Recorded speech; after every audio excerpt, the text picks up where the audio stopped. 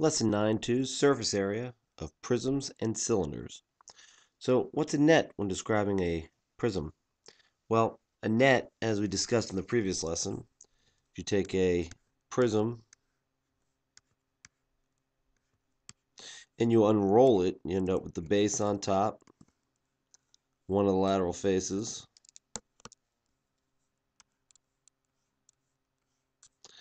and then all the lateral faces unfold.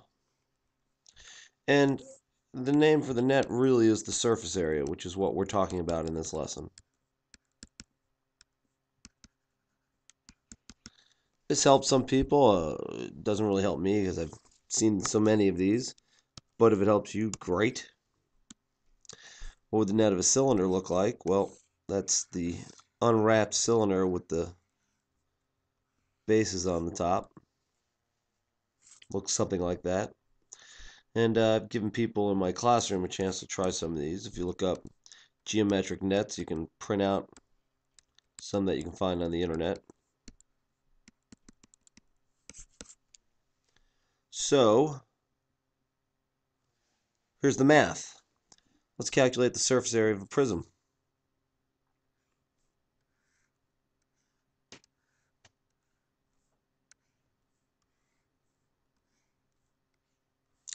Here's the prism. And we've given it some dimensions.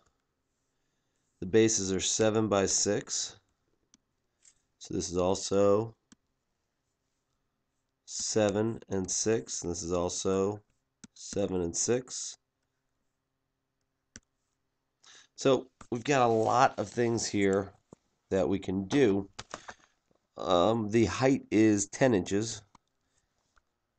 And there's a lot of dimensions here. This is also 10. This is also 10. This one in the back is also 10. It gets a little confusing drawing all this on there. So just remember that it's all there.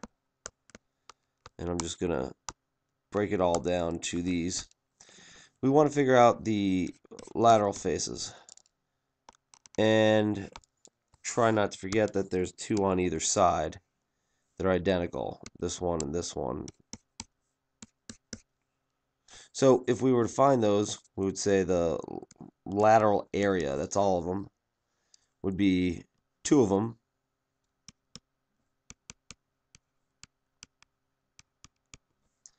Times 6 times 10. That's the base times the height. Plus 2 more. Times 7 times 10. And put all that together. You get 120 plus 140. 260. And if you look at just the base, actually, we'll give this a different color so we can see what we're talking about here.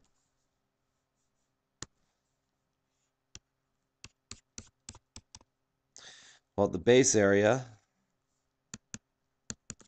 is just 6 times 7.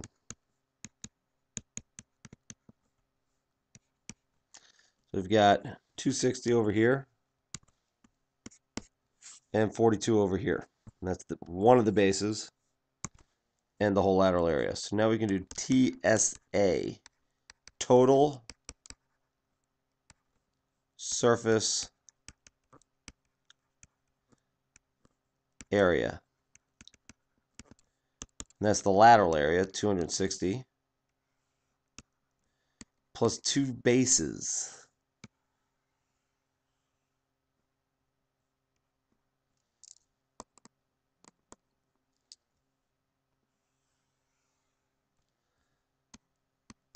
So there's 2 of them. That is 84. Should give us 344. And that's the total surface area, which includes 2 bases and all 4 faces. This is complicated stuff. Try it again.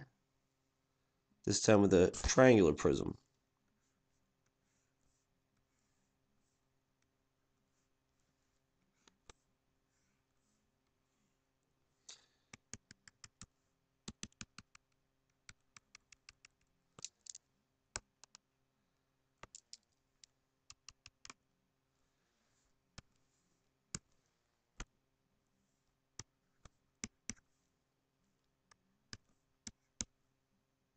So now we can do 3 faces and multiply them. 5 times 7 plus 4 times 7 plus is the lateral area, plus 3 times 7.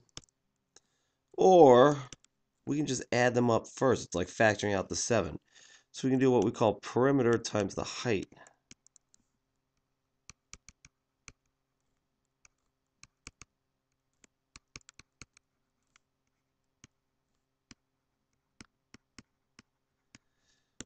Perimeter, of course, is 3 plus 4 plus 5 is 12, and the height is 7, so the lateral area is 84. The base is just this right here. It's 1/2, 3 times 4, base times height of a triangle. It's a right triangle. And that's 6. And the total surface area would be 84 plus 2 bases, 96. Again, fairly complicated stuff. There's a lot going on. It's hard to put it all together. Computation's not that bad, but setting it all up is tricky.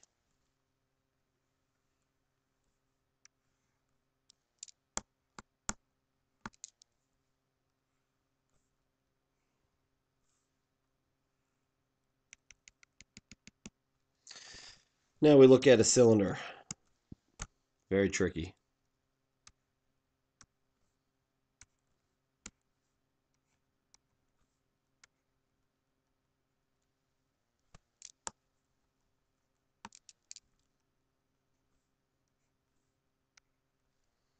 But really we do the same thing.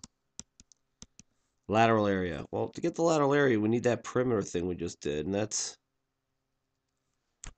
circumference. It's 2 times pi times r.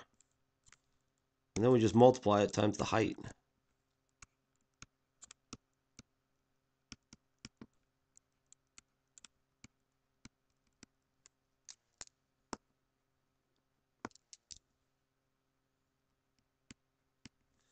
So in this case, we get 2 pi 6 times 9,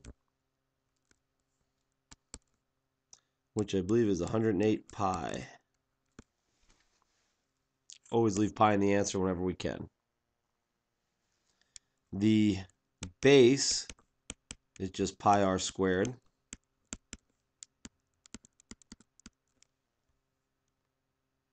And then to find the total surface area, we'll do what we did before, 108 pi plus 2 bases.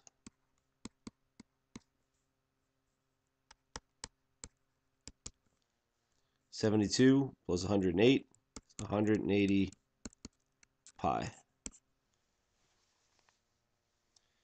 Strongly recommend going over this a few times. Make sure you know what you're doing. Very challenging stuff. Good luck.